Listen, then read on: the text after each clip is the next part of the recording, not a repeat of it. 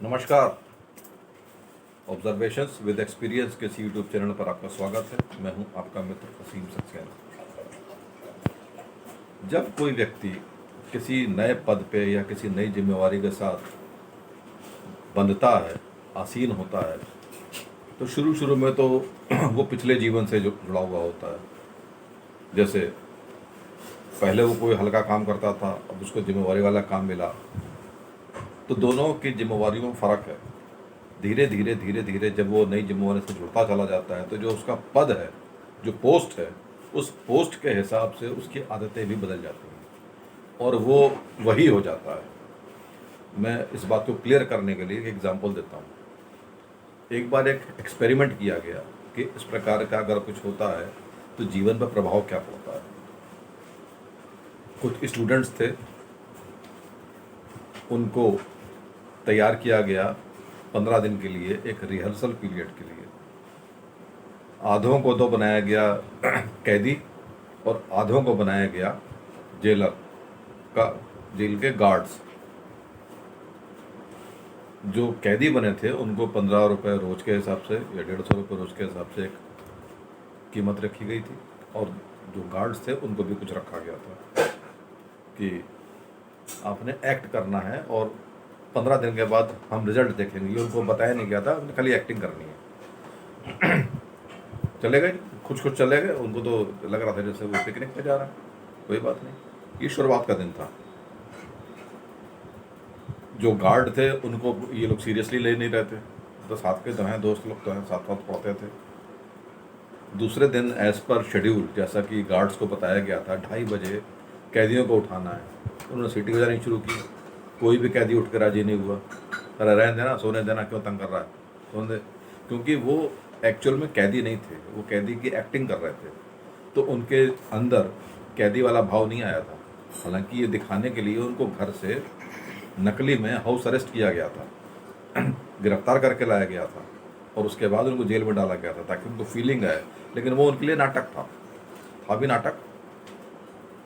3-4 दिन के अंदर वो पीड़ित होने लगे, जो कैदी थे। और जो गार्ड थे, पहले तो वो भी मजाक समझ रहे थे, बाद वो भी सीरियस होने लगे। अब उनके अंदर गार्ड घुस गया और वो गार्ड के करेक्टर में आ गए, और वो एक्चुअल में वो अपना धौंस जमाने लगे, अधिकार थोपने लगे, और वो भी मानने लगे कि अब हम इनकी बात माननी है। लेकिन मानसिक रूप से वो तैयार नहीं थे, तो वो पीड़ित होने लगे। पीड़ित होने में उनके अंदर फ्रस्ट्रेशन आने लगी, और एक बार उन लोगों ने विद्रोह कर दिया। विद्रोह करना, उसमें कुछ लोगों ने विद्रोह किया, कुछ ने नहीं किया। जिन लोगों ने विद्रोह नहीं किया उनको तो अलाउ कर दिया गया, ठीक है आप दूसरे कमरे में आ जाओ, बेड पे सो लो, ब्रश कर लो, नहा लो, ये उनको सुविधा दे दी गई। बाकी कैदियों को नहीं दिया गया। अब जो साफ सुथरा रहने वाला, मानसिक रूप से शुद्ध व्यक्ति, उसने कभी कोई अपराध नहीं किया, वो अपराधियों वाला जीवन कैसे जीत सकता है।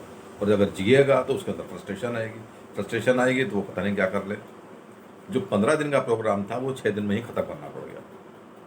नतीजा निकल के ये आया कि जब हम किसी पद के आसीन हो जाते हैं, इसकी बीमारी तब लगती है ना जब हम अपने नाम के नीचे सिग्नेचर लिखना शुरू कर देते हैं कि मैं फलाना फलाना हूँ। तो वो जो फलाना फलाना है ना, वो अंदर घुस जाता है, भूत बन जाता है, और वो परेशान करता है कि तू ये है, तू ऐसे ही रहे, तू नॉर्मल मत बन। तो ये हमको अपने जीवन की वास्तविकता से दूर करता है। ये एक ऐसा चक्र बन जाता है, एक ऐसा अभिशाप जैसा बन जाता है कि आप चाह के भी किसी आम इंसान के साथ मिल नहीं पाते। आपको लगता है मैं तो फलाना हूँ, अब चौड़े हो जाएंगे, हैं आप वही इंसान, लेकिन वो पद जो है, उसकी गरिमा जो है घुस गई है, और गरिमा को आपने अपने सिर पर चढ़ा लिया है।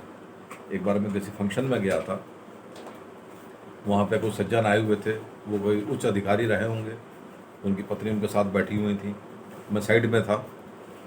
उन्हीं के रिश्ते गया कोई एक परिवार और आया हुआ था।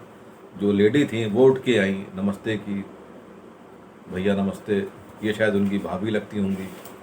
लेकिन अब चूंकि वो उस प्रोटोकॉल के साथ बैठे थे, बड़े अधिकारी, तो वो उठ के बस खड़े नमस्ते कर दी, नमस्ते हाँ ठीक है। ना तो उन्होंने पैर छुए, ना पैर छूने दिए। मेरे को नहीं पता कौन बड़ा था कौन छोटा था, लेकिन जिस ढंग से उन्होंने बातचीत की, उस ढंग से साफ समझ में आ गया उनको भी कि ये थोड़ा सा पद का दायरा है, ये बात नहीं करेंगे तो वो वापस चली गई। तो ये जो चीज़ है ये एक दरार पैदा करती है, और ये दरार फिर मेंटेन हो जाती है, खाई बन जाती है, रिश्ते ख़त्म कर देती है। जो भी जिम्मेवारी जीनी है उसको जीना चाहिए, लेकिन उसको ओढ़ना नहीं चाहिए। ओढ़ने से रिश्ते ख़राब हो जाते हैं। हम सोचते ये हैं, क्योंकि आप जिस ऑफिस में बैठते हैं आपका विरोध करने वाला तो कोई है नहीं, सब हाँ में हाँ मिलाने वाले हैं, तो आदत पड़ जाती है हाँ में हाँ उठाने की। ग्रुप में आपने कुछ लिखा तो आप ये उम्मीद करते हैं कि सारे लोग तारीफ़ करें, क्योंकि ऑफिस के अंदर तो सारे तारीफ़ ही कर रहे हैं ना, yes sir yes sir yes sir, बहुत बढ़िया लिखे हैं, बहुत बढ़िया लिखे हैं, भले उनको समझ में आए चाहे ना आए, बहुत बढ़िया लिखे हैं, बहुत बढ़िया लिखे हैं। हकीकत में क्या है, वो चापलूस हैं। लेकिन ग्रुप में जहाँ आपका फ्रेंड सर्कल है, वो लोग ज़रूरी नहीं कि आपको तारीफ़ करें, वो इग्नोर कर देंगे अगर आपके पास कुछ छिछोरी सी है या हल्की सी लग रही है, छिछोरी तो नहीं, लेकिन आपकी आदत पड़ गई है, देन यू विल फील कि ये यार इनको बात समझ में नहीं आ रही है, ये मेरे को इंसल्ट दे रहे हैं। तो ये जो फीलिंग है इंसल्ट वाली, ये निगेटिव है, और ये निगेटिविटी जो है ये गलत करती है, रिश्ते ख़राब करती है, मिठास ख़त्म कर देती है। तो इस बात का ध्यान रखना चाहिए कि आप किसी भी पद पे हों, ईश्वर आपको और तरक्की दे, ये ओढ़ना नहीं है। हैं आप आम इंसान, गोद में आए हैं, कंधों पे जाएंगे। पद ईश्वर की दी हुई जिम्मेवारी है, उसको अच्छी तरीके से निभाना है, लेकिन रहना है इंसान। इंसान बने, इंसान के साथ रहें और प्रेम से रहें। अगर ये वीडियो आपको अच्छी लगी है और आप इस वीडियो पे नए हैं, चैनल पे नए हैं, तो प्लीज़ इस चैनल को सब्सक्राइब कर लें, बेल आइकन को भी प्रेस कर दें, शेयर भी करें, लाइक भी करें, और अपना आशीर्वाद बना करें। यहाँ तक देखने के लिए बहुत बहुत शुक्रिया। आपका दिन शुभ हो। नमस्कार।